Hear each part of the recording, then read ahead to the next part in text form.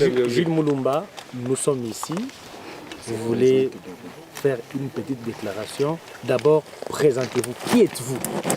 Moi, c'est Jules Moulumba. Je suis le président du collectif des mouvements pour le changement, Force de défense du peuple, c'est-à-dire CMCFDP en sigle. C'est un mouvement de résistance patriotique qui agit dans la province du Nord Kivu contre l'agression dont notre pays est victime depuis plusieurs années.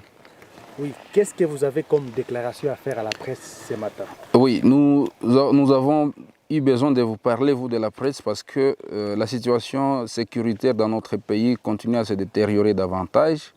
Et nous avons donc voulu porter à l'opinion internationale qu'internationale un message qui est synthétisé en 5 points. Et nous voulons d'abord saluer, n'est-ce pas, les efforts diplomatiques du chef de l'État, Félix Antoine Tshisekedi, des efforts qui ont contribué à la levée de l'embargo qui était imposé à la République démocratique du Congo, notamment sur la procédure ou le processus d'acquisition des armes. Et la pression diplomatique du Congo et le dynamisme du peuple congolais a amené les grandes puissances de ce monde à lever cet embargo. Et en plus, nous avons tous suivi la condamnation timide des grandes puissances, dont les États-Unis, la France et l'Allemagne, contre cette énième agression du Rwanda. C'est donc quelque chose à saluer. Cependant, nous voulons aussi dénoncer, dans le deuxième point, l'hypocrisie de cette même communauté internationale, dans la mesure où elle joue le double jeu, c'est-à-dire à la fois elle appuie le Rwanda dans cette agression, parce que les condamnations ne sont pas du tout sévères, mais aussi elle feint soutenir la République démocratique du Congo. Et c'est dans ce sens que nous allons, par exemple, mettre en cause le déploiement de la force régionale, notamment les troupes kenyanes qui sont présentement ici au Nord Kivu, précisément dans les territoires de Nyiragongo et à Goma, qui sont venues comme des observatrices de la même manière que les forces onisiennes de la MONUSCO qui viennent de faire plus de 20 ans. Et maintenant là, nous avons tous assisté à un simulacre de théâtre, à un simulacre de reddition, de retrait des éléments RDF et UPDF qui étaient dans 2 positions à Kibumba, notamment à Kanyamahoro et à 3 antennes. Et ils ont fait semblant de se retirer. Et pendant ce temps, la force kenyane s'est déployée dans ces positions.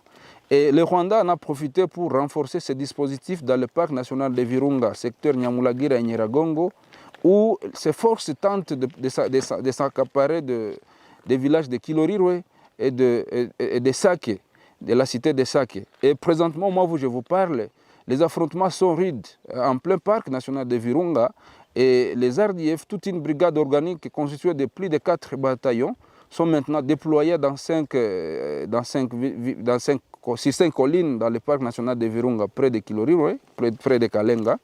Et ces villages ces collines sont notamment Kisimba 1, Kisimba 2, Kalak, Karuli et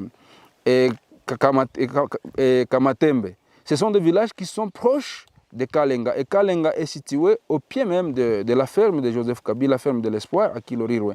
Ces collines sont situées à quelques kilomètres de Kimoka qui descend vers Sake. C'est-à-dire la ville de Goma sera encerclée. Certainement avec cette présence kenyane, l'ennemi a changé de stratégie et ne voudrait plus attaquer frontalement la ville de Goma, mais il voudrait plutôt l'asphyxier en coupant la circulation par Kilorirwe et par Sake. Et comme ça, comme la route Goma-Ruchuru est aussi bloquée, les officiels FARDC, les grands généraux qui sont là, les gouverneurs, les autres, seront obligés de se replier à Bukavu via les lacs et Goma va tomber sans combat. Et donc, c'est une hypocrisie qui caractérise cette force kenyane dès lors qu'elle voudrait imposer le dialogue avec les terroristes, alors que le protocole de Luanda est clair. Il fallait que ces éléments rwandais et ougandais se retirent jusqu'à Sabignon avant d'amorcer un quelconque processus de dialogue ou un quelconque processus diplomatique. Mais le Kenya semble vouloir imposer sa volonté aux officiels. Et nous dénonçons aussi la complaisance des FARDC et du gouvernement. Parce que si Rutshuru est tombé, si Bunagana est tombé, si toutes les grandes cités sont tombées dans le territoire de Rutshuru et maintenant les grandes cités vont tomber dans les Massissi, c'est parce que le gouvernement semble être complaisant et même les FARDC. Cette diplomatie devrait aller de pair avec les actions sur terrain pour contraindre l'ennemi à se replier.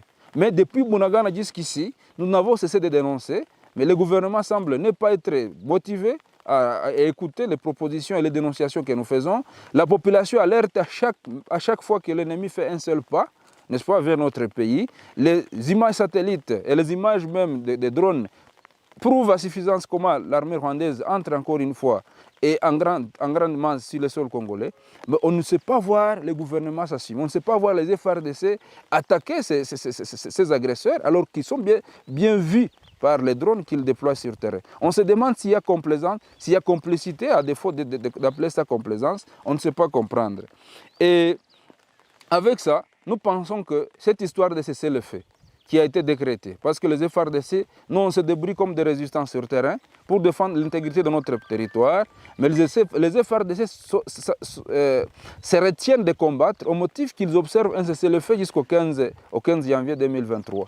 Alors que l'ennemi est en train de foncer en profondeur du territoire national, on ne sait pas à quoi est-ce que ce cessez-le-feu est justifié. Et donc, on voudrait inviter le gouvernement à agir avec conviction que les Rwandais ne désarment pas, l'Ouganda ne désarme pas. Et nous, la résistance populaire, nous les résistants patriotiques, nous n'allons pas baisser les bras. Nous allons continuer à défendre notre pays, certainement avec ou sans l'appui du gouvernement, parce que le gouvernement semble se comporter en écolier docile qui se laisse manipuler par la communauté internationale. Et cette même communauté internationale qui roule pour la balkanisation de notre pays ne voudrait pas que nous, les résistants, nous défendions notre nation. Et donc, avec ou sans l'aval, comme nous l'avons toujours dénoncé, nous allons agir. Et cette force régionale, nous la mettons en garde. Parce que le Kenya doit éviter de jouer le jeu de Kagame.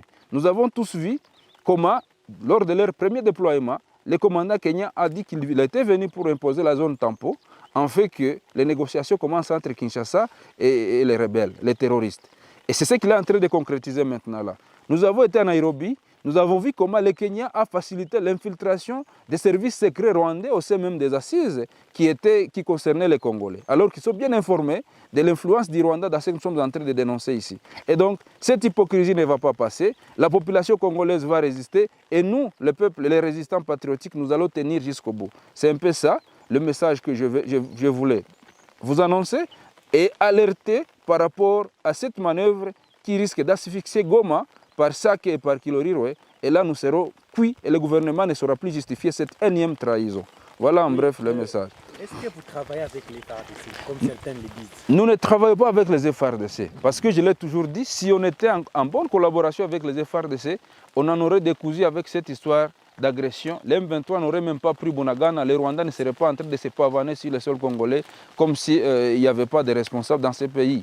Et donc, vous mettez en garde les forces kenyanes, si jamais ils ne réagissent pas, vous allez les attaquer ou comment? Oui, nous avons dit que si ces gens, je l'ai même dit devant vous il y a au moins 5 mois, je l'ai dit que si cette force régionale venait pour nous aider, nous allons l'accompagner parce que l'agresseur du Congo est bien identifié, c'est le Rwanda, accompagné par l'Ouganda. Mais s'ils viennent pour nous imposer un certain forfait, pour accompagner un peu la balkanisation comme nous l'avons vécu au Sud-Soudan, nous ne serons pas d'accord. Nous, les résistants, et beaucoup plus la population congolaise va les résister jusqu'à ce que nous allons les foutre dehors parce que le Congo est souverain. Nous n'avons pas besoin d'être dicté par une certaine communauté qui est aussi complice parce qu'il faut le dire, dans l'EAC, il y a plusieurs pays dont le Rwanda, l'Ouganda et le Burundi à l'époque qui sont des principaux agresseurs de notre pays. Ils ne doivent donc pas nous imposer un certain dictat. Le Congo doit fonctionner selon la volonté même de son peuple.